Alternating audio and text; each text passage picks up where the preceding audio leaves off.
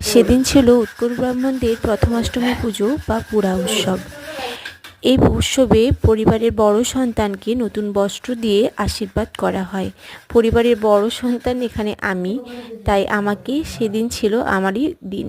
আমাকে সবাই মিলে আশীর্বাদ করেছিল। ভাই এখানে পুজো করছে এবং বড় ভাই তাকে সাহায্য করছে। ভাই প্রথমবার পুজো করছে, তাই তাকে সাহায্য করতে হচ্ছে। ঘটের উপর এখানে নতুন বস্ত্র দেওয়া হচ্ছে, যে বস্ত্রটি আমাকে দেওয়া হবে। আর এছাড়াও আমি এখানে যে শাড়িটি পরে রয়েছি, এই যে শাড়িটি, এটি মা আমাকে দিয়েছিল।